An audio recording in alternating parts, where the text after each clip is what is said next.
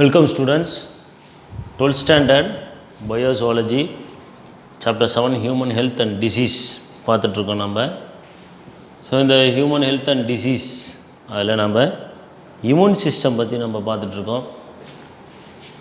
அதில் primary lymphoid organ thymus and bone, மெமேலியாவில் இருக்கக்கூடிய தைமஸ் அண்டு போன் மேரோவை பற்றி பார்த்துட்ருக்கோம். அடுத்ததாக இருக்கிறது செகண்டரி லிம்பாய்டு ஆர்கன்ஸ், அதாவது சென்ட்ரல் லிம்பாய்டு ஆர்கன் அப்படின்ற போன் மேரோவும் அண்ட் அதர் பார்த்தோம் இல்லையா, அதர்னு தைமஸ் பார்த்தோம் இல்லையா. அடுத்ததாக இருக்கக்கூடிய செகண்டரி லிம்பாய்டு ஆர்கன்ஸை பற்றி பார்க்க போகிறோம். இந்த செகண்டரி லிம்பாய்டு ஆர்கன்ஸ் அப்படின்னு சொல்லும்போது இது என்ன பண்ணோம் அப்படின்னா, ஆன்டிஜனை ட்ராப் பண்ணி அந்த ஆன்டிஜனை லிம்போசைட்டை வரவழைச்சு அந்த ஆன்டிஜனை அழிக்கக்கூடிய வேலைகளை அது பார்க்கும். So these are the organs or tissues which have the function to entrap the antigen and along with the lymphocytes or information given to the lymphocytes and it proliferate the lymphocyte and encounter the antigen along with the antibody. So இந்த லிம்போசைட்டுகளால் உருவாக்கப்பட்ட antibody மூலிமா இந்த ஆன்டிஜனை அழிக்கும். இப்படிப்பட்ட வேலைகள் தான் எங்கே நடக்குது அப்படின்னு பார்த்தீங்கன்னா இந்த செகண்டரி லிம்பாய்டு ஆர்கன்ஸில் நடக்குது. இதில் மேஜராக என்னென்ன ஆர்கன்ஸ் இருக்குது அப்படின்னு நம்ம பார்க்கலாம். இதில் அதாவது அதிகமாக சொல்கிற மாதிரி என்ன ஆர்கன் இருக்குது அப்படின்னு பார்த்தீங்கன்னா, முதல்ல நம்ம சொல்கிறது லிம்ப் நோடு அப்படின்னு சொல்லுவோம், நிணநீர் முடிச்சி அப்படின்னு சொல்லுவோம். இந்த நிணநீர் முடிச்சி ஆர் லிம்ப் நோட்ஸ் அப்படிங்கிறது எங்கெல்லாம் சார் இருக்குது அப்படின்னு பார்த்தீங்கன்னா, நம்ம உடம்புல பல்வேறு இடத்துல, அதாவது 600 இடங்களில் 600 இடங்களுக்கும் மேலாக அப்படின்னு சொல்லலாம், இல்லை சுமார் 600 இடங்களில் இந்த லிம்ப் நோட்ஸ் ஆனது நம்ம உடம்புல பரவி இருக்குது, எல்லா இடத்துலையும் இருக்குது. சரிங்களா? அது ஒரு சில இடங்களில் கான்சன்ட்ரேட்டடாக இருக்கும். எங்கே அப்படின்னு பார்த்தீங்கன்னா, எங்கே நுழைவாயில் இருக்கோ, முகத்துக்குள்ளார இல்லை உடலுக்குள்ளே என்னென்ன செல்ல முடியுமோ, எந்தெந்த விஷயங்கள் சென்று உள்ளே அடைய முடியுமோ அதுக்கான ஓப்பனிங்ஸ் இருக்கலாம். அதான் நுழைவாயில், மூக்கு, கண், வாய் சொல்கிறோம் இல்லையா. ஸோ இந்த உடம்புடைய நுழைவாயில் அப்படின்னு சொல்லுவோம். அந்த பகுதியில் இது கொஞ்சம் அருகாமையில் இது நிறையாவே இருக்கும். என்னன்னு கேட்டிங்கன்னா, அது வழியாக தான் நிறையா நோய் கிருமிகள் நமக்குள்ளே தாக்கும். அந்த நோய் கிருமிகளை அழிக்கக்கூடிய வேலைகளை அந்த லிம்ப் நோடு செய்யும். சரி, லிம்ப் நோடுன்றது என்னென்னு பார்த்தோம், நிணநீர் முடிச்சு அப்படின்றோம். இந்த நிணநீர் முடிச்சு எங்கே இருக்குது, நம்ம உடம்புல சுமார் 600 இடங்களில் இருக்குது அப்படின்னு பார்த்தோம். அடுத்தது இந்த லிம்ப் நோடோடைய ஸ்ட்ரக்சர் எப்படி இருக்கும் அப்படிங்கிற விஷயத்தை பார்க்கும். லிம்ப் நோடோடைய ஸ்ட்ரக்சர் எப்படி இருக்குன்னா, ஒரு பீன் ஷேப்பில் இருக்கும். நம்ம ஒரு படம் வரைஞ்சி கொடுத்துருப்போம். இங்கே இதுதான் லிம்ப் நோடோட ஸ்ட்ரக்சர், பீன் ஷேப்பில் இருக்கும். அதே மாதிரி இந்த ஆன்டிஜனை, ஏன்னா இந்த லிம்ப் நோடு என்னென்னு பார்த்தீங்கன்னா லிம்பாட்டிக் வெசல்ஸில் இது இருக்குது. ஸோ ஆக்சுவலாக லிம்பாட்டிக் வெசல்ஸ் என்ன பண்ணும் அப்படின்னு பார்த்தீங்கன்னா, it can recollect the fluids, body ஃப்ளூயிட்ஸை ரீகலெக்ட் பண்ணும், கலெக்ட் பண்ணும். ஸோ இப்போ ஃபார் எக்ஸாம்பிள் ஹார்ட்லேருந்து பம்ப் ஆகும் ப்ளட்டு எல்லா இடத்தையும் டிஸ்போஸ் ஆகும். டிஸ்போஸ் ஆன ப்ளட்டை யார் கலெக்ட் பண்ணுவா, இந்த லிம்ப் வெசல்ஸ் தான் கலெக்ட் பண்ணும். Along with blood and fluid, body fluid கூட ப்ளட்டையும் சேர்த்து அது கலெக்ட் பண்ணும். ஸோ இந்த லிம்ப் வெசல்ஸை என்ன பண்ணும், கலெக்ட் பண்ணக்கூடிய வேலையை அது பார்க்குது. அப்படி கலெக்ட் பண்ணும்போது இந்த ஆன்டிஜன் ஒருவர் ஏன்னா ரிசீவ் பண்ணுறாங்கல்ல, ஏன்னா அது வழி பாடி ஃப்ளூயிடில் தானே சுற்றிட்டு இருப்பாங்க. இந்த ஆன்டிஜன் நோய் கிருமிகள்லாம் நம்மளோட உடலில் இருக்கக்கூடிய நீர்நிலைகளில் தானே சுற்றிட்டு இருப்பாங்க. ஸோ அப்படி சுற்றிட்டு இருக்கக்கூடிய இந்த ஆன்டிஜனை இந்த லிம்ப் வெசல் கலெக்ட் பண்ணி கொண்டு வந்து இந்த லிம்ப் நோடுக்கிட்ட மாட்டி விடுது பாருங்கள். இதெல்லாம் உள்ள லிம்ப் நோடு போகக்கூடிய வழி, இதுக்குள்ளே தான் இந்த பாடி ஃப்ளூயிட்ஸ்லாம் போகுது. அப்படி போகும்போது கண்டிப்பாக இது உள்ளே போயிட்டு தான் இப்படி வெளியே வந்தாகணும். அப்போ என்ட்ராப் பண்ணுறோம், ஆன்டிஜன் இப்படி வந்துச்சுன்னா உள்ளே என்ட்ராப் பண்ணுறோம். என்ட்ராப்னா என்னது, அது வளைச்சி பிடிக்குது, வலை போட்டு பிடிக்கிறது தான் இல்லையா. ஸோ இப்போ நோய் கிருமிகள் உருவாக்கக்கூடிய டாக்ஸிக் சப்ஸ்டன்ஸையோ இல்லை நோய் கிருமிகளையோ இது என்ட்ராப் பண்ணிடும், பிடிச்சிடும் அப்படின்னு சொல்கிறாங்க. அதான் second point, the filter and drops from the lymphatic fluid. அப்போ என்ன பண்ணுது, லிம்பாட்டிக் வெசல்ஸ் வரக்கூடிய ஃப்ளூயிடில் வழியாக வரக்கூடிய ஆன்டிஜனை என்ன பண்ண போகுது, என்ட்ராப் பண்ணுறதுக்கு ஒரு சிஸ்டம் இருக்குது, அதுதான் லிம்ப் நோட். அந்த லிம்ப் நோடுக்குள்ளே போயிட்டு தான் எல்லா ஃப்ளூயிடும் வெளியே வந்தாகணும். அப்படி லிம்ப் நோடுக்குள்ளே போயிட்டு வரும்போது என்ன பண்ணுது, அந்த ஆன்டிஜனை லிம்ப் நோட் என்கவுண்டர் பண்ணுது, பிடிக்குது அப்படின்னு சொல்கிறாங்க. என்ட்ராப் பண்ணுது. என்கவுண்டர் அப்படிங்கிற வார்த்தை வேணால் என்ட்ராப் பண்ணுது அப்படின்னு சொல்கிறோம் இல்லையா. அடுத்தது இந்த லிம்ப் நோடு எப்படி இருக்கும் அப்படின்னு பாருங்கள். It is tightly packed with lymphocytes, WBC lymphocytes and macrophages. So இதில் பாருங்கள், இது இங்கெல்லாம் இருக்குது பாருங்கள். இது வழி, இந்த பிங்க் கலரில் கொடுத்துருக்கிறது வழி. இது வழி தாண்டி தான் வரணும். இந்த மேலே இருக்குது, இந்த அதுக்கு இடைப்பட்ட இடத்துல இருக்குது பாருங்கள். இதை நம்ம என்னென்ன பிரிக்கிறோம் நம்ம சொல்கிறோம். இடைப்பட்ட இடத்துல என்ன இருக்கும் அப்படின்னா, it has fixed or it has packed with WBC. இங்கே விலை அணுக்கள் அப்படின்னு சொல்லுவோம், பேகோசைட்டிக் செல்ஸ்ன்னு சொல்லுவோம், மேக்ரோபேஜஸ் அப்படின்னு சொல்லுவோம். இந்த மாதிரியான செல்கள் மூலயமா இந்த பகுதிகளில் இது அடக்கியிருக்கு. இந்த பகுதிகள் என்னென்னலாம் அடக்கியிருக்குன்னா macrophages, lymphocytes, WBCs and others அப்படின்னு சொல்லலாம் இல்லையா. அடுத்த பாயிண்ட் என்ன சொன்ன மாதிரி தான், several hundred lymph nodes are present in our body along with the lymphatic vessels அப்படின்னு சொல்கிறோம். அண்ட் லிம்ப் அப்படிங்கிறது என்ன, it is a fluid. So lymph நோடுன்னா என்னென்னு பார்த்தோம். அடுத்து லிம்ப்னா என்னென்னு பார்க்குறோம். இது கொஸ்டின் கேட்பாங்க, வாட் இஸ் லிம்ப் அப்படின்னு சொல்லுவாங்க. ஸோ லிம்ப் அப்படிங்கிறது it is a fluid, clear and transparent. கிளியர்னா அது மாற்று மாதிரி இருக்கக்கூடியதான். டிரான்ஸ்பரண்ட் கண்ணாடி மாதிரி இருக்கக்கூடியது. ஸோ கிளியர், டிரான்ஸ்பரண்ட், கலர்லெஸ் எல்லாமே ஒரே அர்த்தம் தான். ஸோ கிளியர், டிரான்ஸ்பரண்ட்டாக தெளிவாக இருக்கிறது அண்ட் கலர்லெஸ்ஸாக இருக்கிறது நம்ம என்னன்னு சொல்கிறோம், லிம்ப் அப்படின்னு சொல்கிறோம். It is mobile. மொபைல்னா என்னது, அந்த லிம்ப் ஃப்ளூயிட் ஒரு இடத்த விட்டு இன்னொரு இடத்துக்கு நகரக்கூடியது mobile. And extracellular fluid. Extracellular fluid செல்களுக்கு வெளியே திரியக்கூடிய, செல்களுக்கு வெளியே உலாவக்கூடிய இந்த ஃப்ளூயிட் தான் நம்ம லிம்ப் வெசல்ஸ் அப்படின்னு சொல்கிறோம். இது ஒரு எக்ஸ்ட்ரா செல்லர் கனெக்டிவ் டிஷ்யூன்னு சொல்கிறோம். இதை மார்க் பண்ணி வச்சுக்கோ புக்கில். இது important 2 mark. What is lymph அப்படின்னு கேட்பாங்க. லிம்ப்னா அது ஒரு ஃப்ளூயிட். ஓகேவா, ரைட். அடுத்தது, ஸோ இந்த லிம்ப் அப்படிங்கிறது என்ன பண்ணுது அப்படின்னு பார்த்தீங்கன்னா, இந்த லிம்ப் அப்படிங்கிற ஃப்ளூயிட் லிம்ப் நோடு வழியாக போகுது. இந்த லிம்ப் அப்படிங்கிற ஃப்ளூயிட் லிம்ப் வெசலில் லிம்ப் நோடுக்குள்ளே போய் தான் என்ன பண்ணுது, வெளியே போகுது. அஃபரண்ட் அப்படின்னு சொல்கிறாங்க. இந்த சின்ன சின்ன குழாய்கள் இருக்கு இல்லையா, இது என்னன்னு சொல்கிறாங்க, அஃபரண்ட் பாடி டிஷ்யூஸ். இந்த பாருங்க, இங்கே நிறைய டிஷ்யூஸ் இருக்கும். அந்த டிஷ்யூஸ்லேருந்து வடிகட்டி இது வழியாக வரும். இந்த பக்கம் நிறைய டிஷ்யூஸ் இருக்கும், அந்த டிஷ்யூஸ்லேருந்து வடிகட்டி வரும். இப்படி பல்வேறு, இப்போ இங்கே ஒரு லிம்ப் நோடு இருக்குன்னா இதை சுற்றி இருக்கக்கூடிய டிஷ்யூஸ்லேருந்து இந்த லிம்ப் நோடு லிம்பாட்டிக் வசல் வழியாக அந்த லிம்பை வடிகட்டி, அந்த பாடி ஃப்ளூயிட்ஸை வடிகட்டி மொத்தமாக எடுத்துகிட்டு போகுது. அஃபரண்ட்டு வெசல் அப்படின்னு சொல்லுவாங்க, லிம்பாட்டிக் வெசல் சொல்லுவாங்க. இது அஃபரண்ட், இது வந்து இஃபரண்ட் லிம்பாட்டிக் வெசல்னு சொல்லுவாங்க. இந்த இஃபரண்ட் லிம்பாட்டிக் வெசல் வழியாக எல்லாத்தையும் கலெக்ட் பண்ணி ஒரு குறிப்பிட்ட டிஷ்யூஸ்லேருந்து அந்த பாடி ஃப்ளூயிட்ஸை கலெக்ட் பண்ணி கொண்டுன்னு அது போகுது அப்படின்னு சொல்கிறோம் இல்லையா. ஸோ அப்படி போகும்போது இது வழியாக தானே போகுது. இப்படி போகும்போது it was trapped, the antigen was trapped by the cells which is present in the lymph node. Lymph நோடில் இருக்கக்கூடிய ஆல்ரெடி அங்கே பதுங்கி இருக்கிறாங்க. யாரெல்லாம் பதுங்கி இருக்கிறாங்க, phagocytic cell, follicular cell and dendritic cells. So phagocytic, follicular, dendritic cells அப்படின்னு சொல்லுவோம். அந்த செல்கள்லாம் எங்கே இருக்குன்னா இந்த லிம்ப் நோட்ஸில் அங்கங்கே அது என்ன பண்ணுது, பதுங்கி இருக்குது அப்படின்னு சொல்கிறாங்க. சரி, இந்த லிம்ப் நோட்ஸில் நம்ம எப்படி அது பதுங்கி இருக்குது அப்படின்னு பார்க்கும். இந்த ஓவல் ஷேப் லிம்ப் நோடை நம்ம எப்படி பார்க்கலான்னு பாருங்கள். 3 பகுதியாக பிரிச்சுக்கலாம். அவுட்டர் கார்டெக்ஸ், இந்த இன்னர் மெடுலா. ஸோ பார்த்திங்க ஒயிட் கலரில் கொடுத்துருக்கோம் பாருங்கள், அதெல்லாம் medulla. So outer cortex, inner medulla.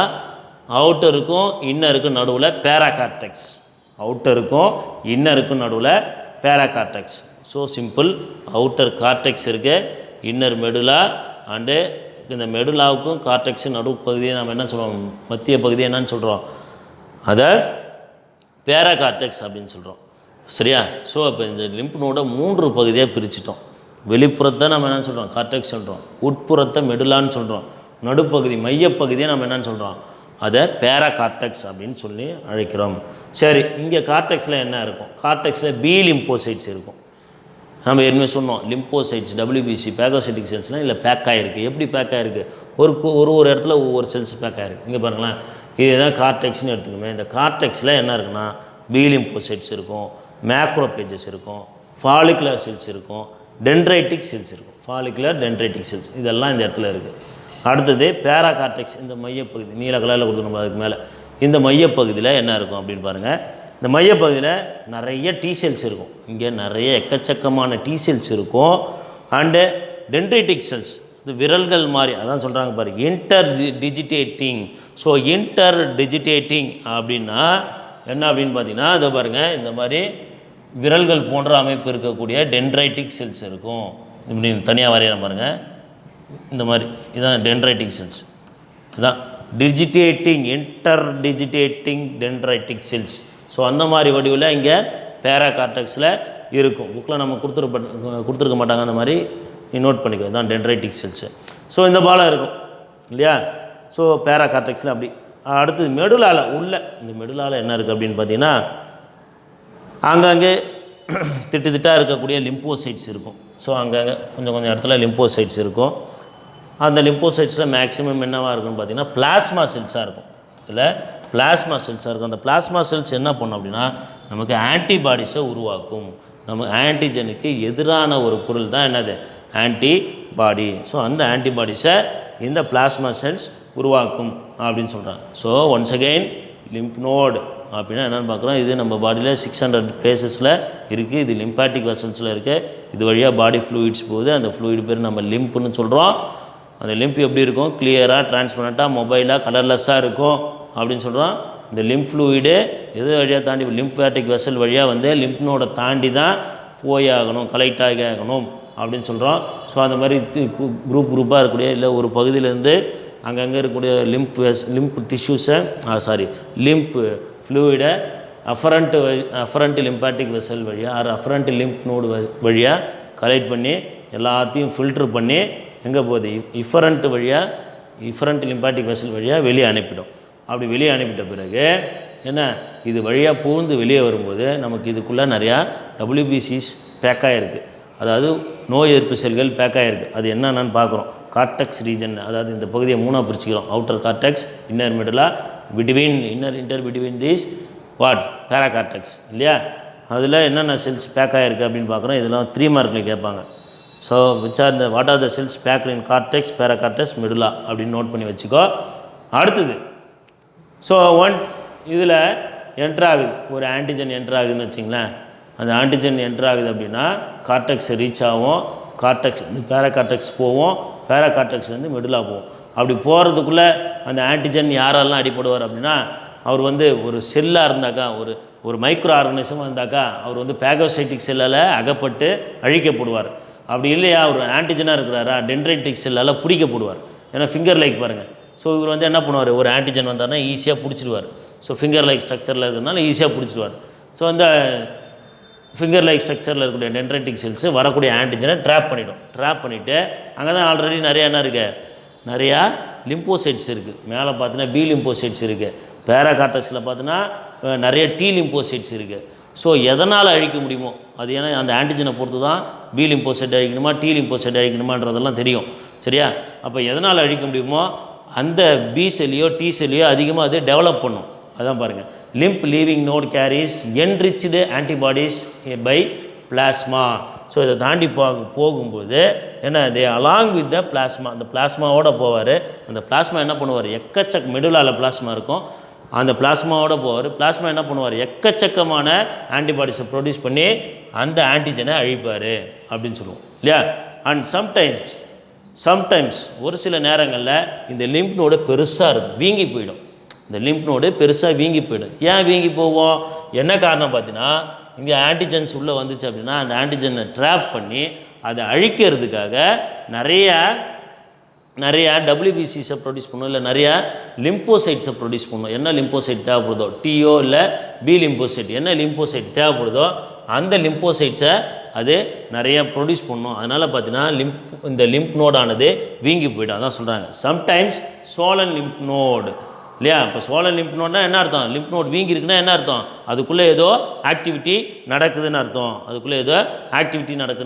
So அப்போ ஆக்டிவிட்டினா என்ன அர்த்தம், இங்கே நிறையா பி செல்ஸ் நிறையா ப்ரொடியூஸ் ஆகிருக்கு, இங்கே ஆக்டிவ் இம்யூன் ரெஸ்பான்ஸ் நடந்திருக்கு, நோய் எதிர்ப்பாற்றல் நடந்து என்ன பண்ணுது அப்படின்னா இங்கே வந்திருக்கக்கூடிய ஒரு ஆன்டிஜனை என்ன இந்த லிம்ப் நோட் அழிக்க பார்க்குது. அதனால தான் என்ன இது வீங்கியிருக்குன்னா என்ன அர்த்தம், பிகாஸ் ஆஃப் ப்ரோலிஃபரேட்டிங் பி செல்ஸ். அங்கே இருக்கக்கூடிய, அதாவது அங்கே இராணுவ ஆட்கள் அப்படின்னு சொல்லலாம். ஏன்னா பி செல்ஸ் எல்லாமே யார், இராணுவ வீரர்கள்.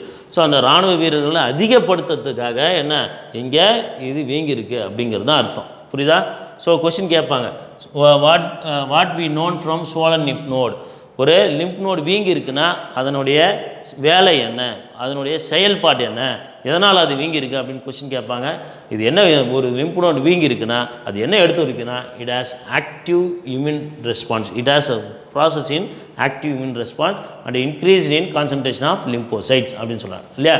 அதே மாதிரி the swollen lymph node may signal an infection. So அது ஒன்று. ரெண்டாவது என்ன சொல்கிறாங்க, லிம்ப் நோடு பெருசாக இருக்கா, அது என்னவாக இருக்கலாம் அப்படின்னா அது இங்கே இன்ஃபெக்ஷன் இருக்குது அப்படிங்கிற விஷயத்தை காட்டி கொடுக்கறதா இருக்கலாம். இங்கே இன்ஃபெக்ஷன் இருக்குது அப்படிங்கிற விஷயத்த, அதாவது இங்கே நோய் தொற்று வந்துருக்குது, ஆன்டிஜன் வந்துருக்குறாங்க, இங்கே எல்லாம் வாங்க, இங்கே அழிக்கக்கூடிய வேலையை பாருங்கள் அப்படிங்கிறத காட்டி கொடுக்கக்கூடிய விஷயமாக கூட இருக்கலாம். அதுதான் சொல்கிறாங்க. So swollen lymph node question கேட்பாங்க, swollen lymph node என்னென்ன பண்ணுதுன்னு. swollen lymph node இருந்ததுன்னா, வீங்கிய லிம்ப் நோடு இருந்ததுன்னா ஒன்று அங்கே இம்யூன் ரெஸ்பான்ஸ் நடக்கலாம், இல்லை அந்த இடத்துல லிம்போசைட்ஸ் நிறையா இருக்கலாம், இல்லை அந்த இடத்துல ஒரு ஆபத்து இருக்குது, ஒரு ஆன்டிஜன் இருக்குது, லிம்போசைட்ஸை வரவழைக்கிறதுக்காக சிக்னல் மெக்கானிசமாக இருக்கலாம். ஒரு இன்ஃபெக்ஷனை சிக்னல் காட்டி கொடுக்கக்கூடிய ஒரு சிக்னலாக இருக்கலாம். அடுத்தது several group of lymph node. Lymph node ஒரு சில இந்த மாதிரி வேலைகள்லாம் செய்யுது இல்லையா. அந்த மாதிரி லிம்ப் நோடு பார்த்திங்கன்னா நம்ம பாடியில் நிறைய இடங்களில் இருக்குது. இது இடத்துக்கு இடம் வேறுபடுது. ஃபார் எக்ஸாம்பிள் அதோட கான்சன்ட்ரேஷன் வேறுபடுது. நம்ம ஏற்கனவே சொன்னோம், நம்ம இந்த நுழைவாயில் பகுதி அப்படின்னு சொல்கிறோம் முகத்தை. இந்த நுழைவாயில் பகுதியில் நிறைய லிம்ப் நோடு இருக்கும். எங்கே இருக்குதுன்னு பார்த்தீங்கன்னா நம்ம கழுத்து பகுதி அப்படின்னு சொல்லலாம். நெக் ரீஜனில் டான்சில் இதெல்லாம் இருக்குது பாருங்கள், அதெல்லாம் லிம்ப் நோடு தான். Under chin, so neck under chin and armpits அப்படின்னு சொல்ல போனீங்கன்னா நம்ம அக்கல் அப்படின்னு சொல்கிறோம் இல்லையா. அந்த கைகள் கால்கள்னு சொல்கிறோம் இல்லையா, அதனுடைய பிட்ஸ், அதான் அக்கில் அப்படின்னு சொல்லக்கூடிய பகுதி. அந்த ஆம்பிட்டில் இந்த மாதிரி லிம்ப் நோட் நிறையா இருக்கும். அண்ட் க்ரோயின் ரீஜனாக வயிற்றுக்கு கீழ்ப்பகுதி, அதுதான் நம்ம என்னென்னு சொல்கிறோம், க்ரோயின் ரீஜன். அந்த பகுதியிலையும் என்ன இருக்குது அப்படின்னு பார்த்தீங்கன்னா இந்த லிம்ப் நோட்ஸு அதிகமாக இருக்கும். ஸோ இந்த லிம்ப் நோடோட கான்சன்ட்ரேஷன் செவரல் குரூப்ஸ் அப்படின்னு சொல்கிறாங்க. என்னென்னு பார்த்தீங்கன்னா எந்தெந்த இடங்களில் இது அதிகமாக இருக்குது அப்படின்னு பார்த்தீங்கன்னா நம்மளோட கழுத்து பகுதி. இதுவும் கொஸ்டின் கேட்பான். என்ன கொஸ்டினாக கேட்போன்னா எந்தெந்த இடத்துல அதிகமாக இருக்கும் அப்படின்னு கொஸ்டினாக கேட்பான். ஸோ நம்மளோட நெக் ரீஜனில், சின் ரீஜனில், ஆர்ம்பிட்ஸ் ரீஜனில், க்ரோயின் ரீஜனில் இது அதிகமாக இருக்கும் அப்படின்னு சொன்னோம். சரியா. ஸோ லிம்ப் நோடுன்றது செகண்டரி லிம்பாய்டு ஆர்கன் அப்படின்னு பார்த்தோம். அது மட்டும்தான் இருக்கா சார் செகண்டரி லிம்பாய்டு ஆர்கனில்? இல்லை, எக்கச்சக்கமாக இருக்குது. என்னென்னு கேட்டிங்கன்னா ஸ்ப்ளின், லிம்ப் நோடுக்கு அடுத்தது ஸ்ப்ளின், அடுத்தது பேயஸ் பேச்சஸ். ஸோ அங்கே இந்த வயிற்று பகுதியில் உள்ள விசரல் ஆர்கனில் பேயஸ் பேச்சஸ். அடுத்தது டான்சில், நம்ம உமினி செக்ரிட்டாவில் அந்த இடத்துல இருக்கக்கூடிய நெக் ரீஜன் பக்கத்தில் இருக்கக்கூடிய இருக்குது தான் டான்சில். அடுத்தது வெர்மிஃபார்ம்டு அப்பண்டிக்ஸ், நம்ம லார்ஜ் இன்டெஸ்டின் ஸ்டார்ட் ஆகுது இல்லையா, அந்த இடத்துல இருக்கக்கூடிய வெர்மிஃபார்ம்டு அப்பண்டிக்ஸ் அண்ட் அடினாய்ட்ஸ். அது மட்டும் இல்லாமல் மியூக்கஸ் அசோசியேட்டட் லிம்பாய்டு டிஷ்யூ, அதாவது malt, gastric tract associated lymphoid tissue, அது galt, and bronchus associated lymphoid tissue, BALT. So இதை பற்றினா நம்ம நெக்ஸ்ட் வீடியோவில் பார்ப்போம். Thank you students.